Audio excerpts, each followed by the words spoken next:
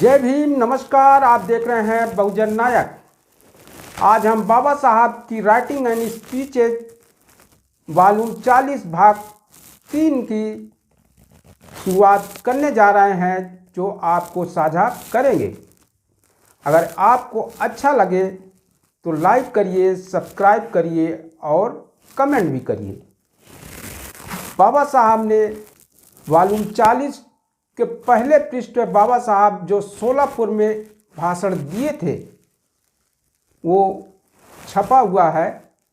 सोलापुर में उन्होंने 2 भाषण दिए थे, जो एक स्कूल में दिए थे और एक जनसभा में दिए थे। आज हम बाबा साहब जो स्कूल में दिए थे उसी भाषण को हम आपके साथ साझा करेंगे। बाबा साहब ने क्यों कहा कि जो लोग करोड़ों लोगों को अछूत अपराधी मानते हैं उन्हें आज़ादी मांगने का हक नहीं है। बाबा साहब 14 जनवरी 1946 को मद्रास मेल से सोलापुर पहुंचते हैं और एक स्कूल में उनको सम्मानित किया जाता है।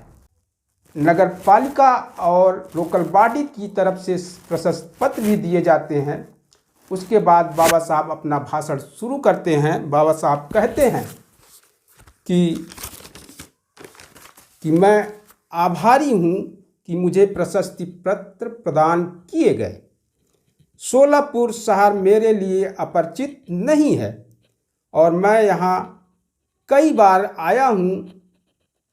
राजनीति और सामाजिक कार्य का प्रचार भी किया है।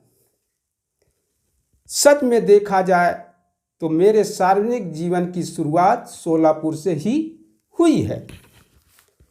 स्वर्गीय राबा मुले ने अस्पृश्यों के लिए बोर्डिंग स्कूल खोला और खुशी की बात है कि उनके भाई डॉक्टर भालचंद्र राव और काका साहब मुले ने बढ़िया ढंग से आगे बढ़ाया है।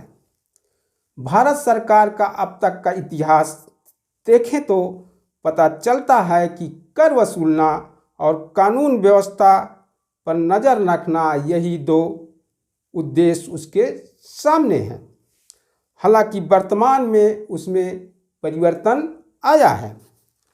देश की दरिद्रता दुनिया के इतिहास में अपनी तरह की मिसाल है। सब मानेंगे कि इसी दरिद्रता को मिटाने का उद्देश्य हमने अपने सामने रखा है। दिल्ली में पुनर्गठन का काम जोरों से चल रहा है। रहने की सुविधा, व्यवसाय और उद्योग आदि पर केंद्र सरकार 90% ऊर्जा खर्च कर रही है। इस काम में स्थानीय बोर्ड, नगर पालिका की मदद लेने की नीति अपनाने की व्यवस्था बनाए जाने वाली है। मैं अभी मंत्री हूँ। केंद्र सरकार की ओर से मजदूरों के हितों के बारे में अधिक ध्यान दिया जा रहा है। 1930 में इस मुद्दे पर रॉयल कमीशन का गठन किया गया था और उसने कई सिफारिशें की थी, लेकिन अभी तक उसे लागू नहीं हुआ। 1930 से 1942 तक का इतिहास देखने से यह पता चलेगा कि इस बारे में कुछ भी काम नहीं हुआ। लेकिन 1942 से मेरे मंत्री पद ग्रहण करने के बाद से आज 1946 तक केवल 3 वर्षों में विकास कार्य दिखाई दिया है। यह आत्म प्रशंसा नहीं बल्कि वास्तविकता है। 1920 से आज तक केंद्र की असेंबली में मजदूरों को केवल 1 प्रतिनिधि लिया जाता था। आज देखें कि लोकसभा में मजदूरों के 3 प्रतिनिधि हैं।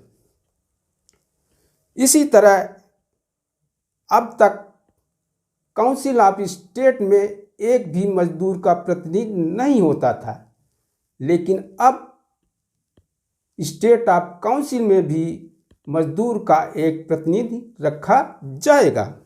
आगामी केंद्रीय असेंबली की बैठक में 10 बिल पास होने हैं जो मजदूरों के हित में होंगे।